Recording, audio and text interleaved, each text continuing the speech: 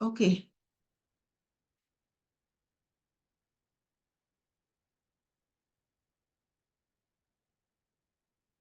Okay, thank you everybody for joining us. I hope you all had a great day at work or you're still at work.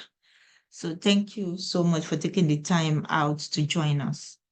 So today we're going to continue with chapter 2 of the book for geocomputation with R.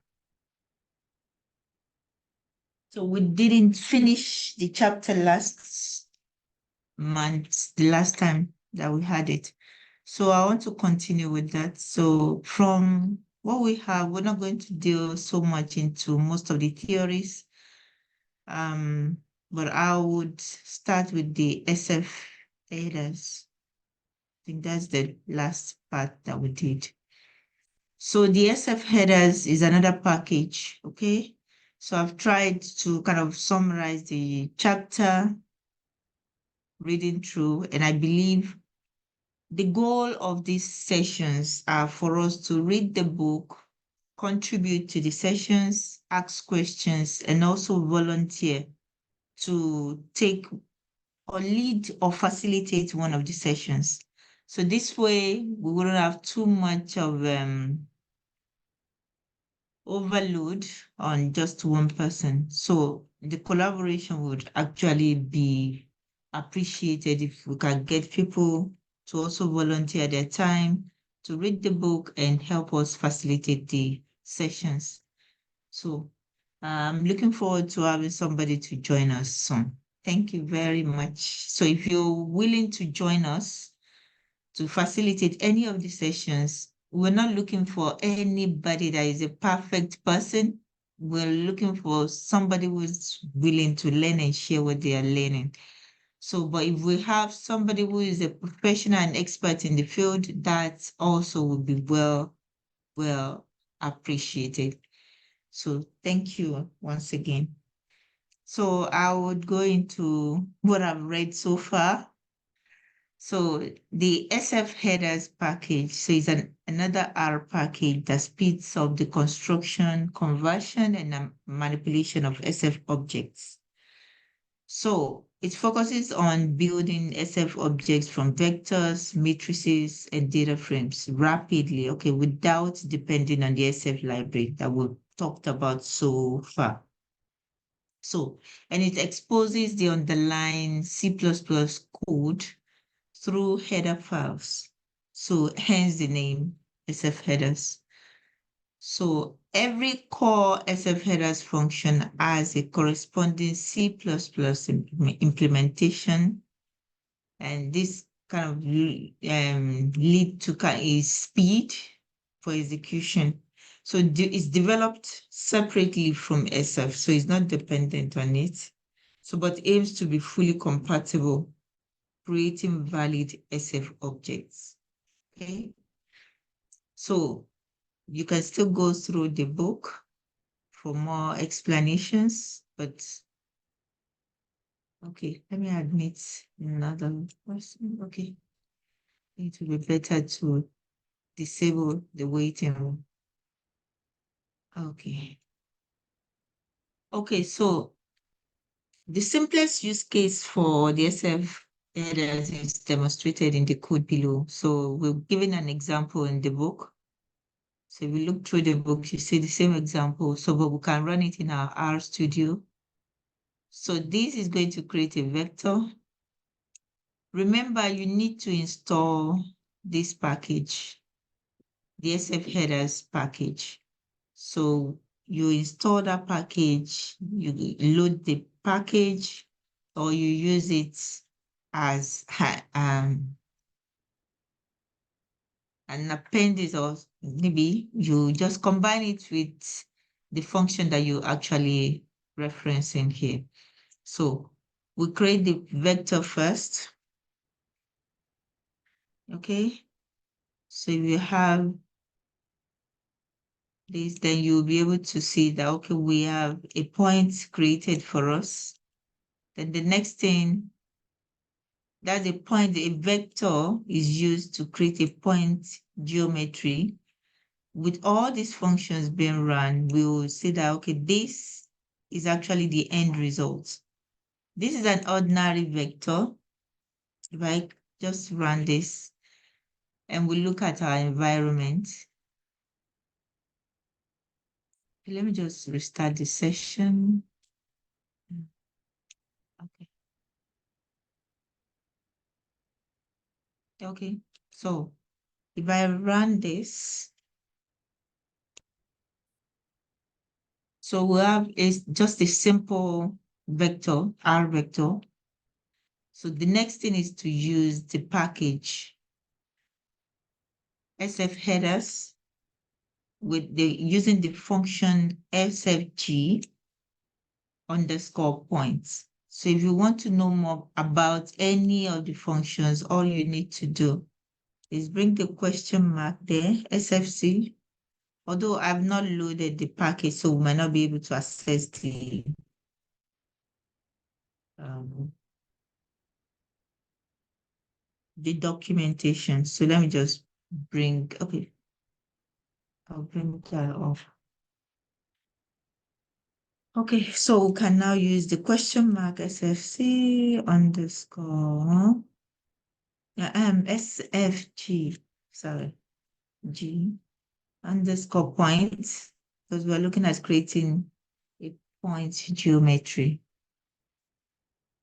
So if you use the question mark or you type the name of the function in this pane on the right, you'll be able to get more information about it. So it's a function from the SF headers package, which constructs an SFG points object for us.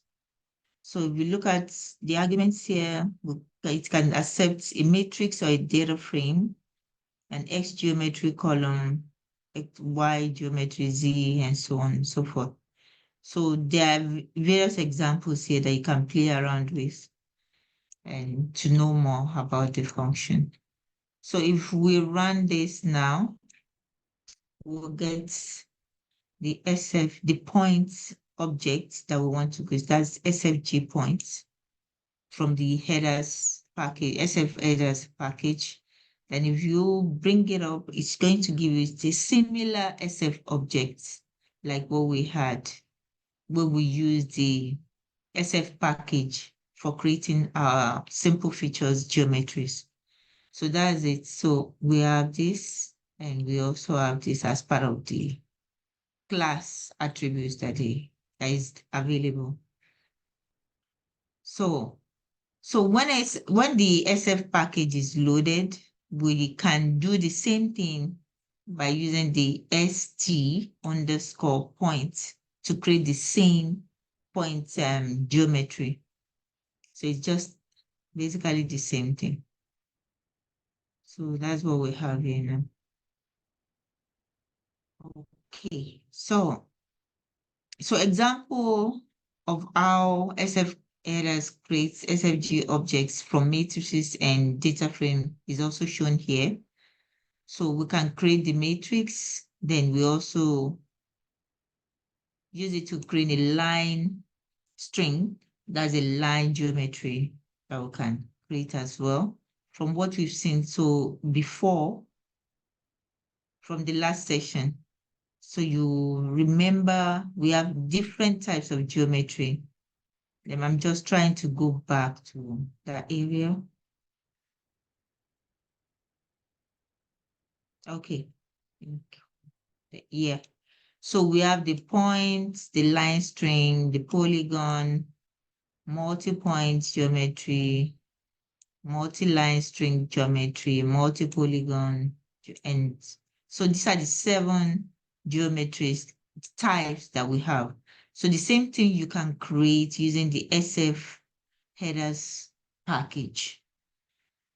So that's just some of the examples that they've given us here. So if you run it, you get the same thing, the line string and the polygon geometry. So if you have questions, please let me know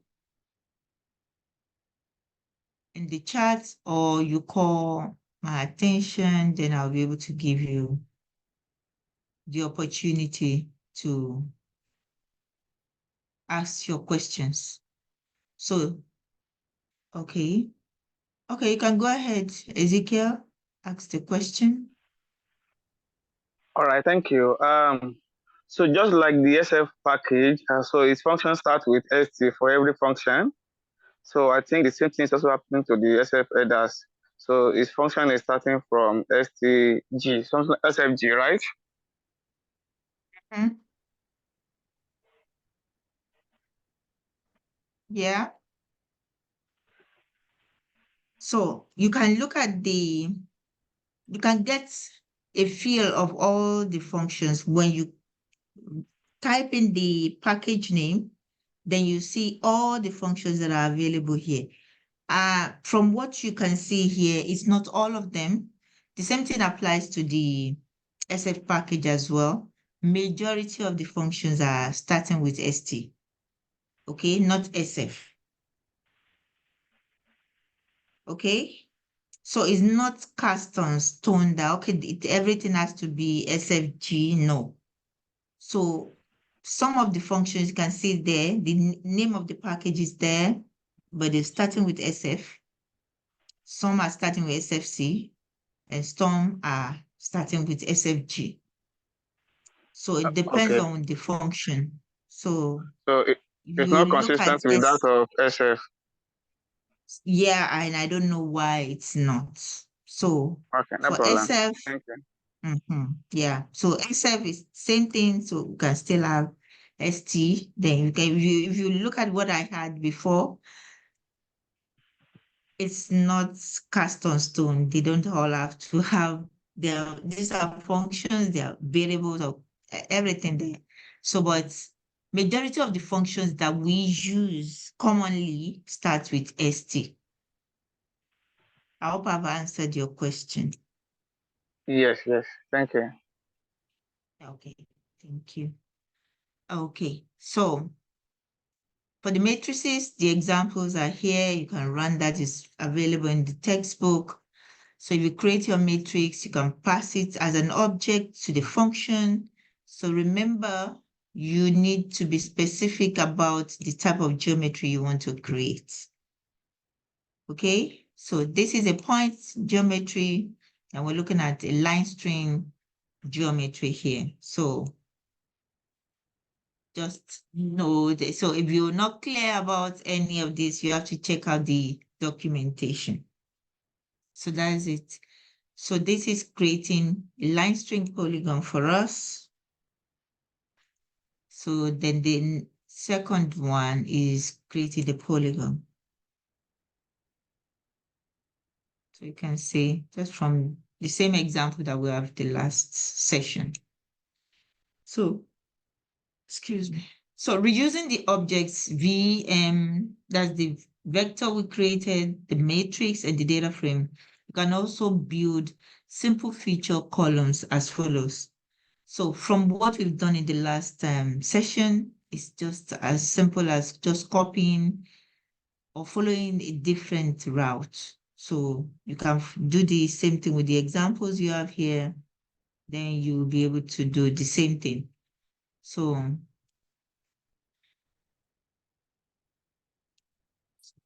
I think my screen is kind of small, so you can try that out. But just make sure you install the SF headers package, load the package, then you'll be able to kind of replicate what the example is displaying in the book.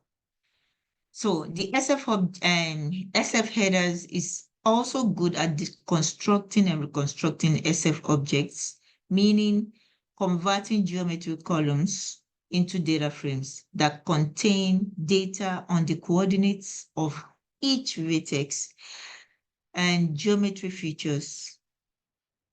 So, and multi-features, we're looking at the IDs, so specifically targeted as the construction is using the IDs to kind of achieve this goal. So I did I'm still working on I'm going to give a detailed explanation about it. It's the sticky features that we're talking about in the SF objects is more or less like what we're trying to achieve here.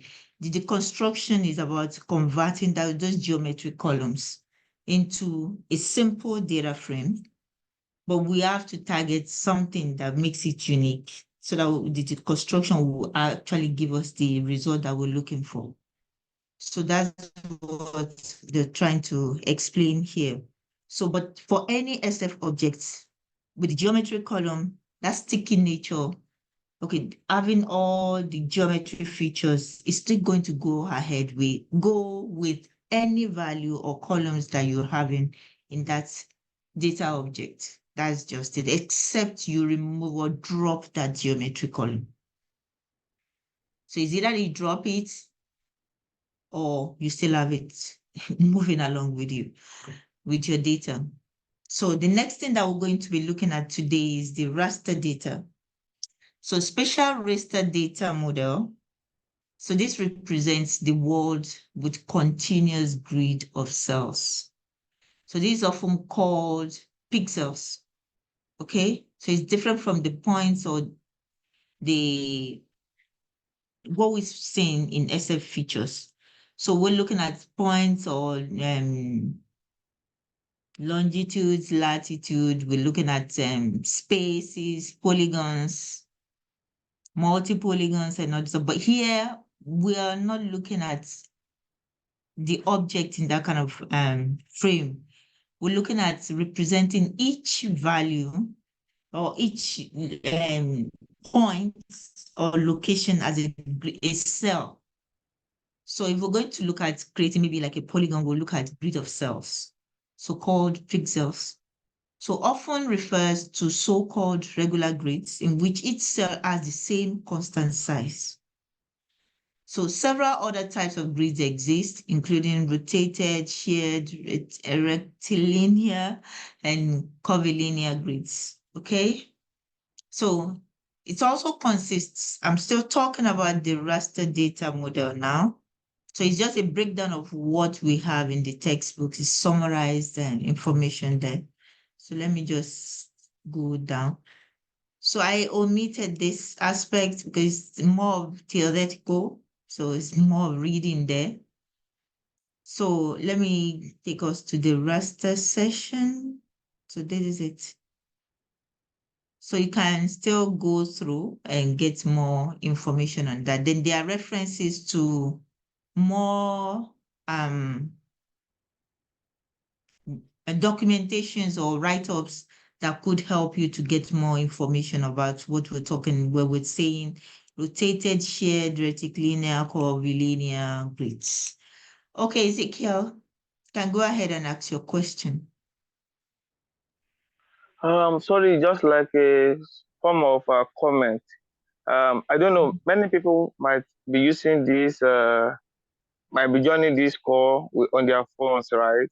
So I don't know if we can just like focus on the R part of section with Koto, and anytime we want to look at the book, then we can then take our attention to, take the window of where the book is being loaded. I don't know if that makes sense, so that everybody can see the screen instead of just zooming and zooming out like I am doing here. Okay. Oh, okay. Thank you very much. That was is a good observation there. So for those who are just joining us for the first time, I'll share the link to the book.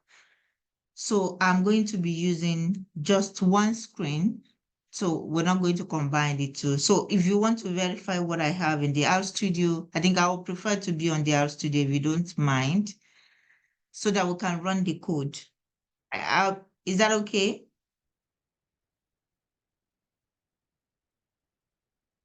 That's fine, man. That's fine. Okay, thank you. So I would collapse this. New sharing. Okay.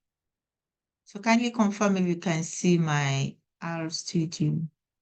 Yes, clearly. Okay, thank you. So I've shared the link to the book in the chat. So if you want to follow along, kindly click on the link, then you'll be able to see something similar. So for the question now, we're in the R studio. So what I have here is a summarized version of what is in the book, or something that is easier for me to follow through. So we're all supposed to read the book and digest it. So I'm here to help us do that. So that's just what will be happening now. So moving on with the spatial raster data model. So okay, whatever. Okay, it consists of a raster header and a matrix with rows and columns representing equally spaced cells. From what we've explained, all the grid cells, they have the same size. Okay, each has the same and constant size.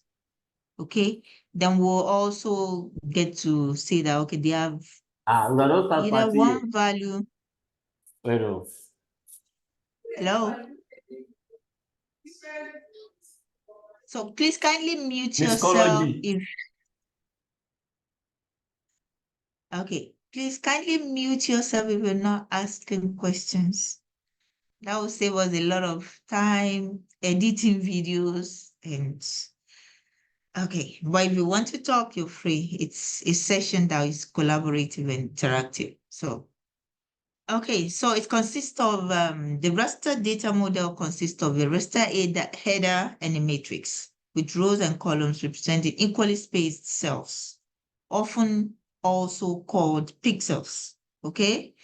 So raster header defines the coordinates reference system like we had in SF objects. But here, the representation is based on cells, breed of cells, okay? So it's not on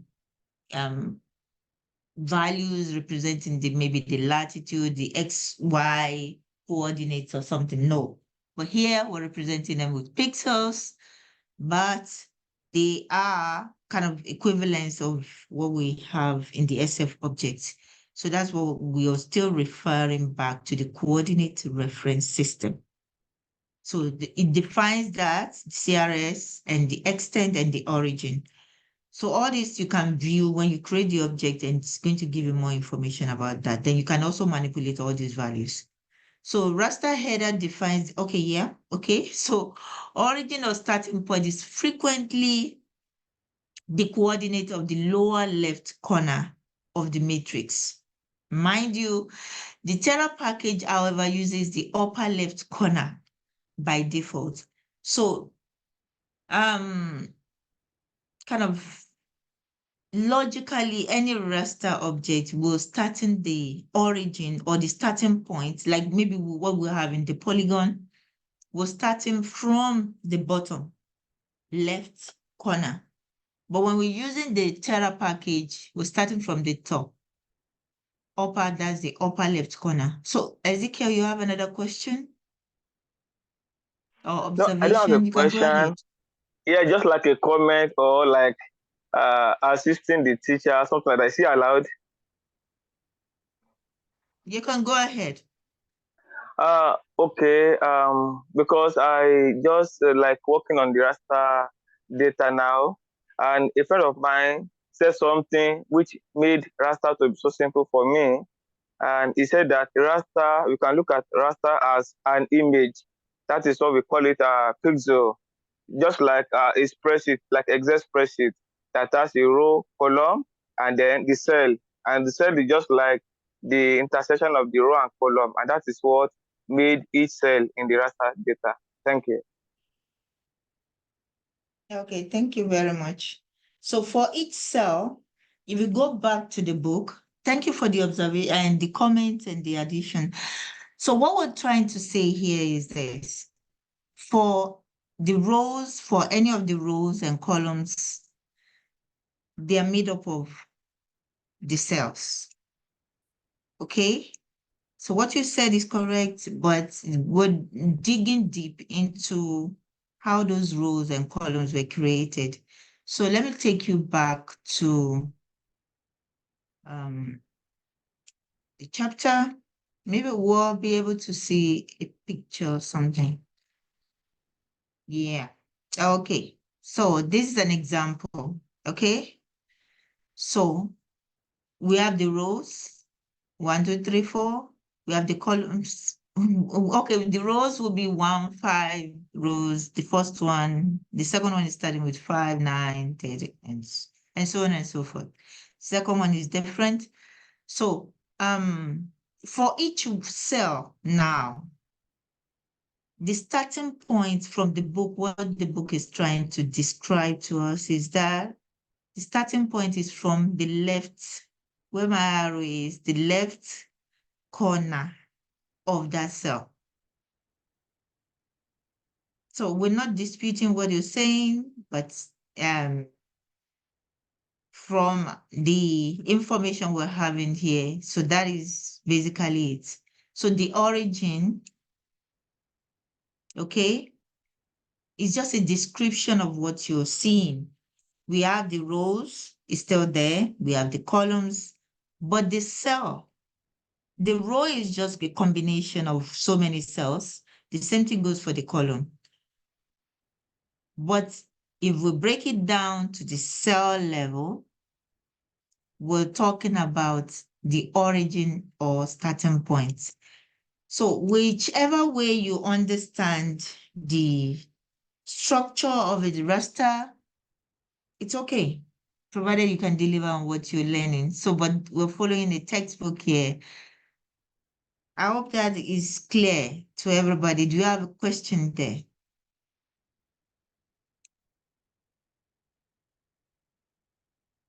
If you have any question at this point, I hope the picture helps to get a better understanding of what we're saying. So I'll go ahead and hoping that everybody gets it. So let me still stay here so that we can see something instead of just jottings or a summarized version of the book. Let's look at the book like this. So the maps, the raster maps usually represent continuous, from the book now, continuous phenomena such as elevation and all this stuff. So, but it's based on two categories, the continuous aspect and the discrete. And the examples are what we've seen here. So we're not using code here, but it's a description.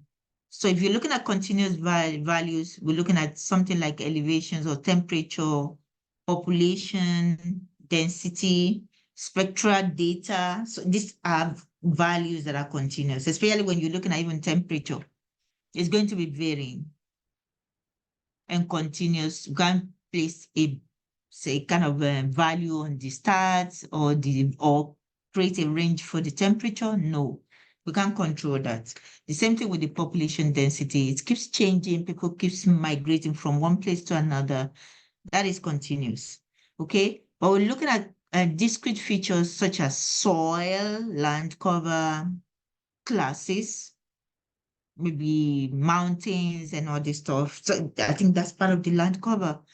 I'm not a geography student, but those are fixed. They are discrete. We just more or less like what we have in the ordinary data that, okay, discrete values, they are unique. We already know all those ones. So such as soil, land cover. So these are the examples that are given here. So the land cover, you can see, yeah, I think I got something there. So water, developed, barren, forest, shrubland, it can be mountains or rocks and all this stuff. So, but for the elevation now, we can't really place it. The values will be continuous. So that is that. So our packages for working with raster data. So we have two packages other than raster that we're going to be focusing on in this book. So that's the Terra and the Stars package. Okay, but the main one that is of reference here is the Terra package. Although we're going to combine, kind of compare and contrast, we look at the similarities and differences between the Terra and the Stars package. So you can read more, but I want us to just quickly go through this. So it's a lot of reading there, but I've tried to summarize some of them in the Quarto document. So the first thing is the Terra package focuses on the most common raster data model. So that's the regular grids of cells that we've been looking at. The stars package also allows storing less popular models like regular, rotated, and all this stuff. Grids, yeah. All these are grids as well, but they are different. So while Terra usually handles one or more or multiple layered rasters, the stars package provides way to store raster data cubes, a raster object with many layers, bands, and all this stuff. So you can read more about this. I have some links for a much more in-depth information about the Terra package. So I'll share that in the chat, so you can read more on that. So, but I'll still go ahead with what we have here. Then for the stars package, I'll also share that link in the chat, so you can go through it and learn more about it. So if you're curious, like I would want to learn more, but if you have the time, you can also do the same. So there's a lot of comparison here. I've tried to break it down. So let's go to, I think it will be much more easier for me if I go to what I have in the Quarto document. So I've tried to break it down. So we'll look at the differences first. I hope you can see my R Studio.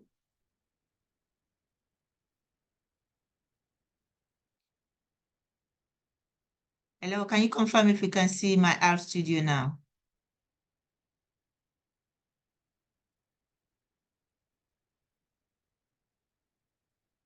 Yes.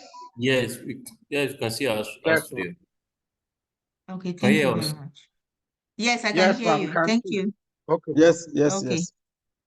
Okay, thank you very much. So I tried to break down the differences. So Terra focuses more on raster data model, that's the regular grids that we've gone through in the documentation in the book.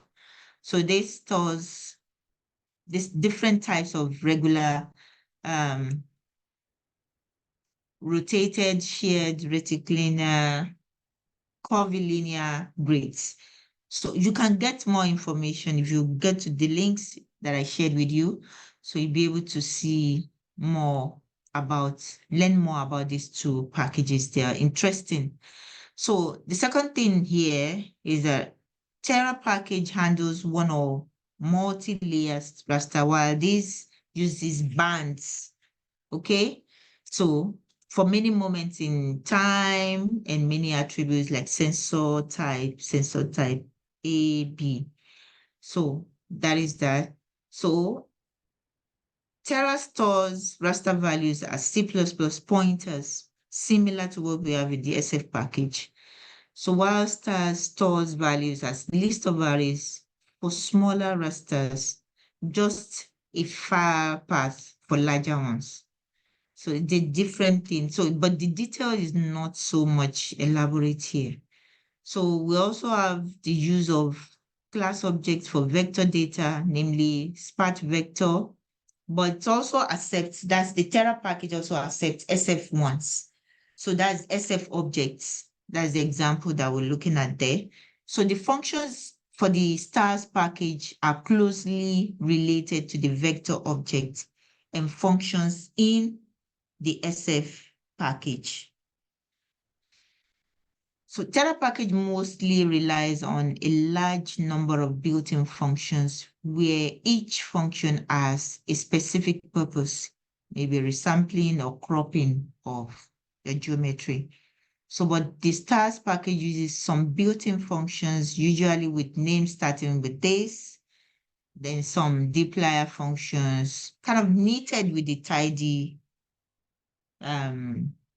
framework of keeping data.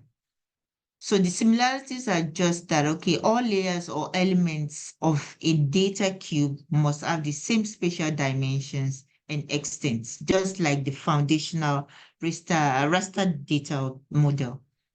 So both packages allow to either read all the raster data into memory or just to read its metadata. So this is usually done automatically based on the input file size. So that's one of the things that is being mentioned here. So depending on the size, it has its own way of storing the data. So most importantly, it's straightforward to convert objects from tera to stars, kind of specific objects using this function, and the other way around as well, using this rast. This function belongs to tera, while this is for the stars.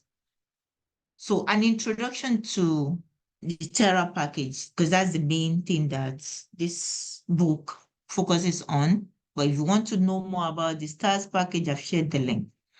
So it supports raster objects in R.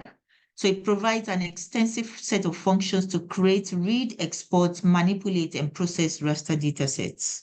So Terra functions are usually more computationally efficient than raster package equivalents. Okay, so it's kind of it has an upper hand compared to the raster package. So on the other hand, the raster class system is popular and used by many other packages. So that's that. So seamlessly translate between two types of objects to ensure backward, and that's for the raster package. Okay. So the Terra package provides many low-level functions that can form a foundation for developing new tools for working with raster datasets. So the functions helps kind of, you can build something on it. So, but the most important thing is that the book is large and we have a reference to some other chapters that will get much more information on it. So if you look at the book very well, you'll see there are some chapters there for spatial data operations, geometry operations, the raster vector interactions, all these, you can get more information there. So there's still a lot that we have to learn in this chapter, in this book, actually. So Ezekiel, okay, you can go ahead. Yes, thank you. I think that raster package, okay, sorry, Terra package is a successor of raster package, right? Go ahead, I'm listening. I'm only commenting that Terra package is a successor of raster package. Then you said that converting from using star package and Terra package. So I know that the function RAST is used to load the raster data into R, but I don't know if you can also use it to convert from Terra to star package. Now, from the information we have here, that there's a function that we have using this. Okay, there is this function here that we can use to convert between the two aspects. So I actually wouldn't be able to answer more than this, but the examples that we're going to deal with, maybe that will help you to get a better understanding of this information. And I would really, I really like your contribution, and I hope maybe you will be able to, I know you're working on some projects, and I would really love you to partake in this session more so that we can all collaborate and learn more from you as Yes. well. Yeah, So, thank you but we very are much. all here, we are all learning here. So I will Yes, give that's why I'm answers. contributing. Yeah, Right. yeah, thank you very much. So You're that's welcome. so I also moving. want to know. I want to know what I don't know. So sorry for my question, right? No. It's good that we're learning. That it gives us a better view of what, because if we're reading only and we're not getting a practical understanding of what we are reading, it's just going to be there. So that's why I went, if you have to read, try and get your hands dirty on some things. So I do work with some geospatial data. So, but I use mostly SF package.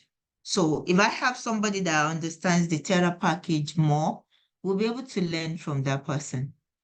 So that's just it. So it's an opportunity for all of us to learn, and we can also kind of steal some information or knowledge from each other. If that's not, Yeah, thank you. it's I know not you gave me criminal. some books to read, and I read most of them during my my research, right? So thank you so much for all this good work we are doing. Thank you. Thank you very much. So please, we need you to help us too. So if you benefited from it, we need you to also give back to the community by taking one of these sessions, okay? Okay? Okay, thank you. You are promising us now. You're taking the next session. Yeah, Well, I've not read this. I've not read this no. computation, You're going but to I read read. some books too. Yeah, we want that knowledge from that book. Okay? Okay, no So, problem. You are but forcing me I to read really this book. appreciate, Okay, I will read. yeah, we need to. Then So I thank you also so have much. somebody on So this call, David. This will be highly interested in this study group. David, are you there? okay. Yeah, he's there. He's there. Yes, I think I'm Uh-huh. here with I you. can see him now. I'm So moving on. So thank you so much, David and Ezekiel, for your contributions there. We look forward to your collaboration in future. So Terra also lets you work on large data. So just you can read more on this and then share your experience. We don't have to read the book always. We can also work on practical things. So I'm looking forward to that in the next session. So like I said, I dig my hands into some data, and I was able to kind of get some examples where we deal with sticky situations of the geometry columns, how you can manipulate them for you to be able to do stuff with tidyverse package, get the tidy by mentality or the framework that you want if you don't want the geometry there. So I hope we can look at that maybe in another session, hopefully. So the Terra package is actually a built on when we're looking at raster data. So we're not looking at what we have with the SF package. So that's why this session is basically for raster data. So there is difference there. So if for those who joined the session, the last session, you will be able to understand that, okay, we talked about both sides. So this is the second part. So if you look at the information that we passed on last time, for the SF object, we're looking at something different. For the raster package, we're looking at different things entirely. So the way each of these data are stored or being used, they're different. So, but both of them were still looking at the coordinate reference system. So we can get more information by sharing stuff and learning more from each other. So back to the Terra package that we're focusing on for the raster data, the data model, the raster data model now. So we have a lot of information there, but an example would be this. If you want to install the Terra package and you're having any issue, you can look at installing it this way, or just use the normal install packages. If you're able to get it installed, then that will be fine. So, but I was able to do this, install using this method. So then you load your package. You load the package. Here we're looking at a file system within our um our system here. So it's locally available. So, but there are some that it's going to be from what we've learned just earlier, it's going to be a path, a reference to the path to that data, the raster data. It depends on the size. So that's that. So I load, okay, let me just comment this so that we don't get tied up with that.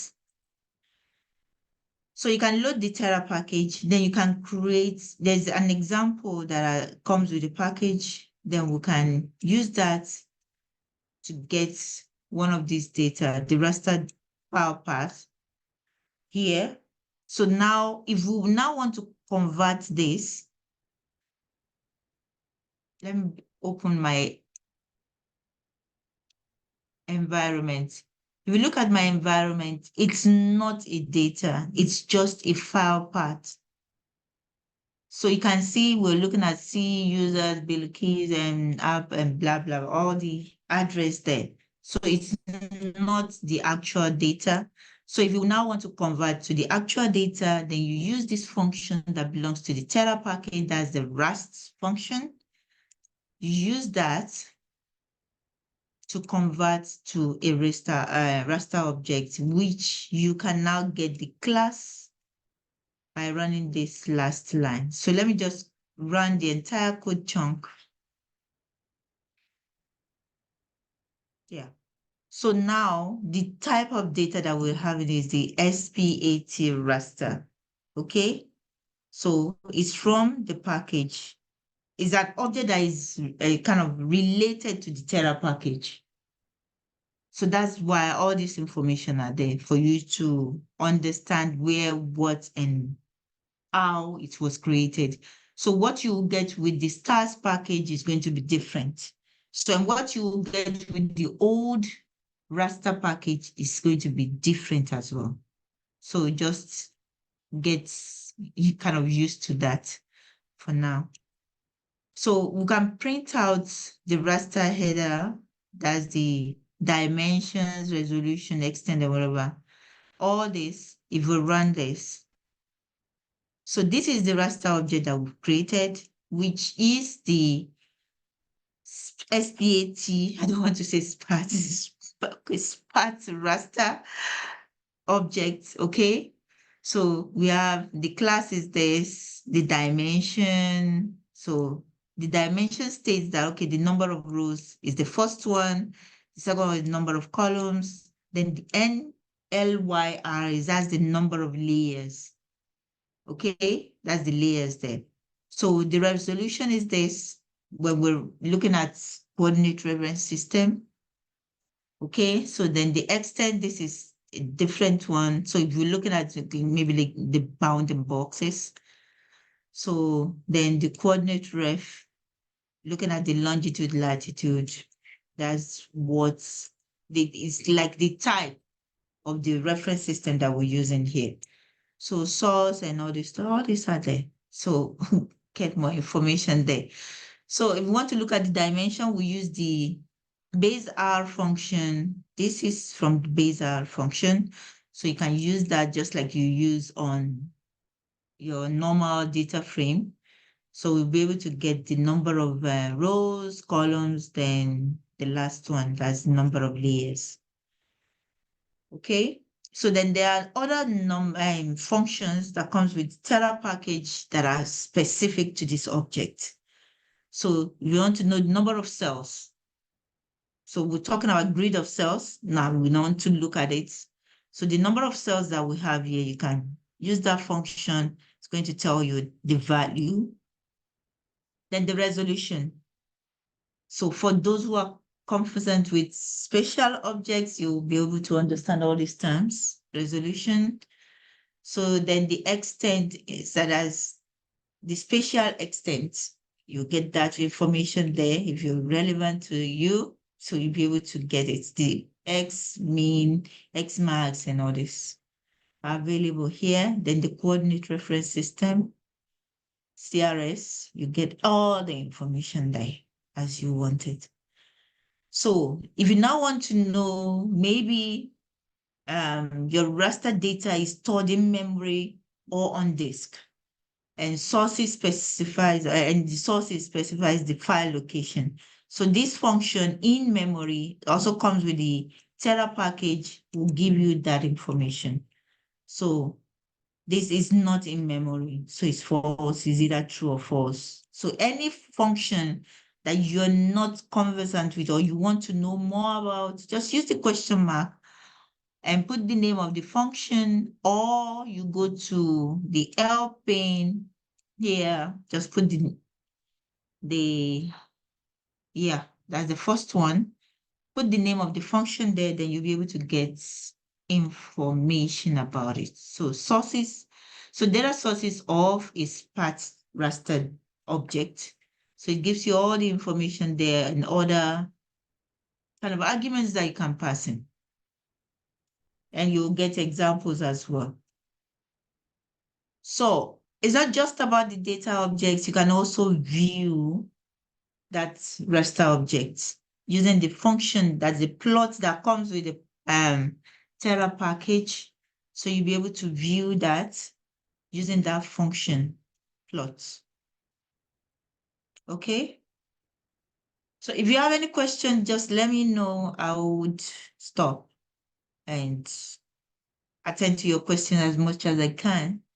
So raster classes now. So we can read in a raster file from disk or from server. You can use this to first of all get that file. So if you run this line of code and you go to my environment, you still see it's just a reference to the path or the location where that data is going to be. So then we'll now convert it to a raster object. Okay, this is a single file. Then we'll convert using this. Then we'll get the sparse raster. So let's just look at what we have there. You can still do the same thing by saying class single. Okay. So you still see it's the same thing from the Terra package. So rasters can also be created from scratch using the same function rast, okay, which results in a new sparse raster object. Pass as many arguments as is available or is allowed by the function.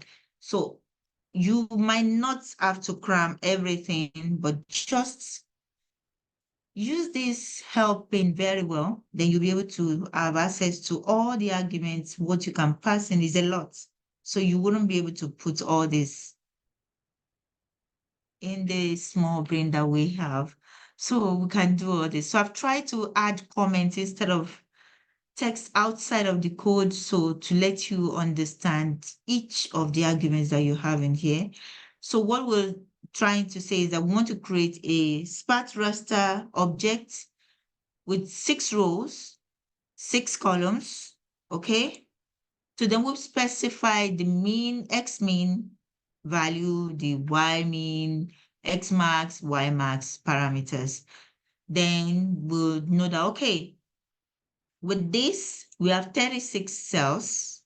So values are assigned to each cell, 1 to cell 1, 2 to cell 2, and so on and so forth. So that is what we'll have in here. So if you create that, you have your new raster objects here.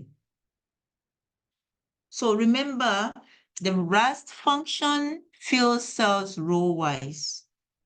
From the example you saw, there is row-wise, first row first, then the next one, then the next one, then the next one. So unlike matrix, the explanation goes forward to stay, okay, so starting at the upper left corner, meaning the top row contains the value 1 to 6, then the second 7 to 12. For other ways of creating raster objects, they said you should check out that function, get help, documentation about the function, then you'll be able to do more with it.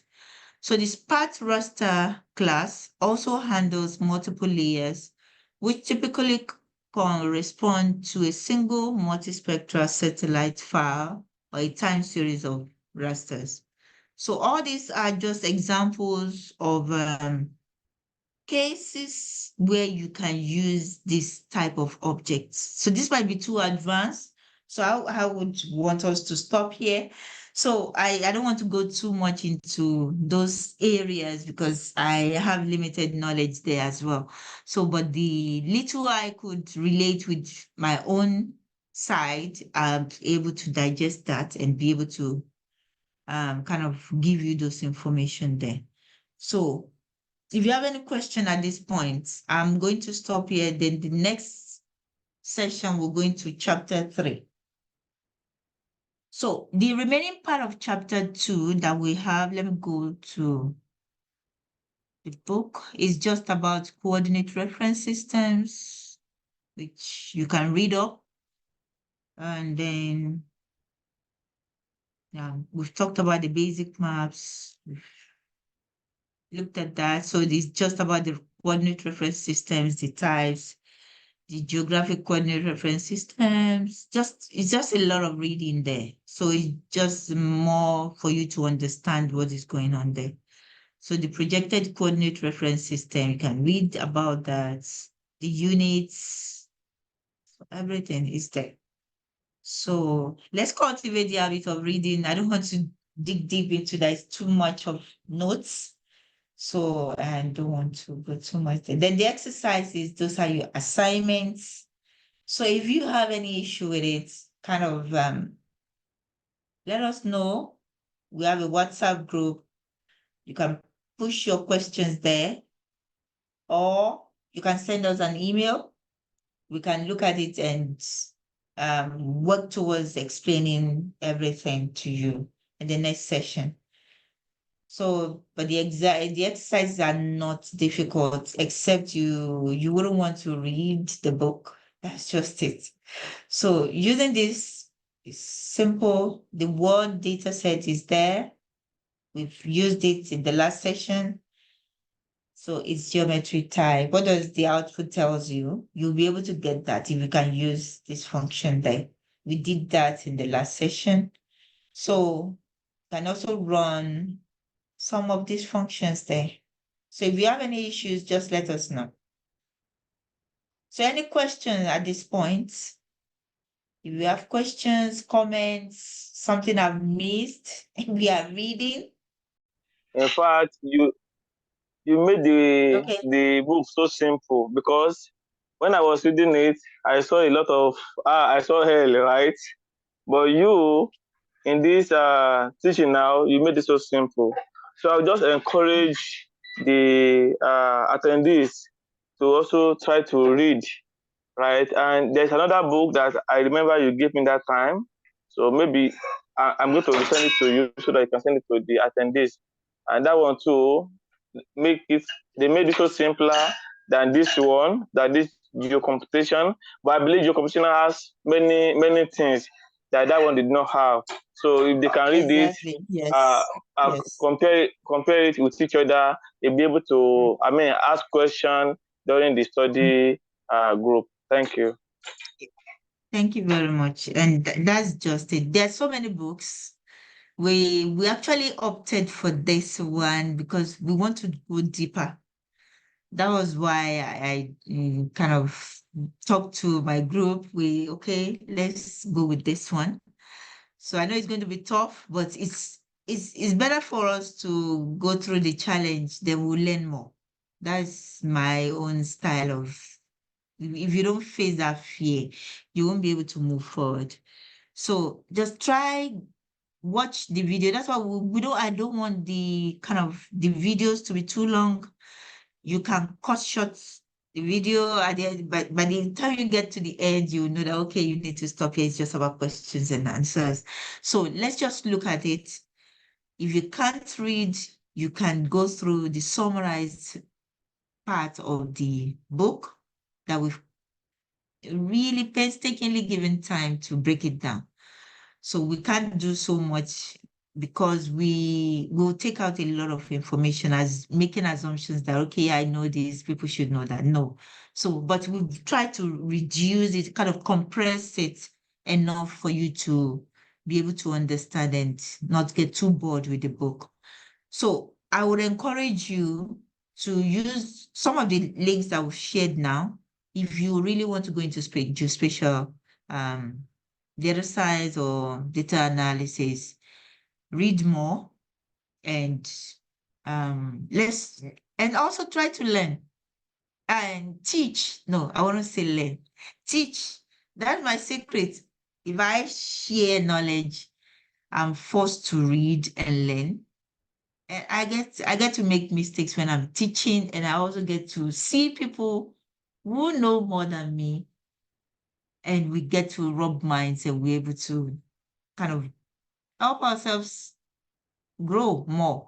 So don't be scared. You can make mistakes. You can't be a perfect teacher. I don't think there's any perfect teacher, even in the world. They will always do their own work before coming onto the stage and praying so well that, oh, I don't want to make any mistake. And it's 99%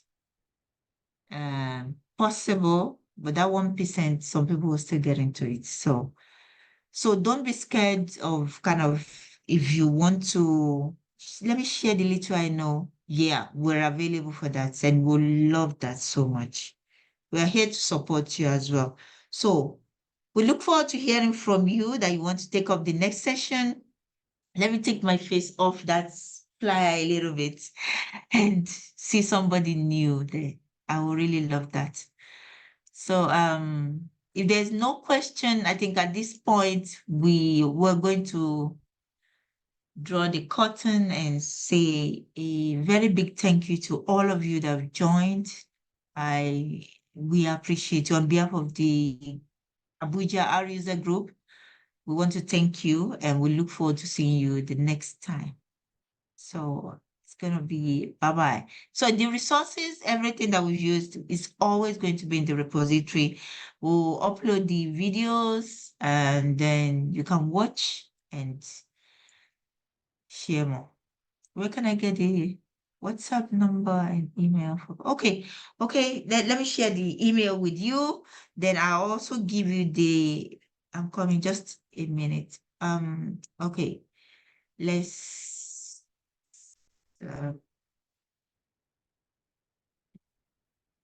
okay. So at this point, I'll say big thank you. Please hold on. I'll share the information with you, Aro, so that you can join the WhatsApp group. So thank you so much. I'll stop the recording now.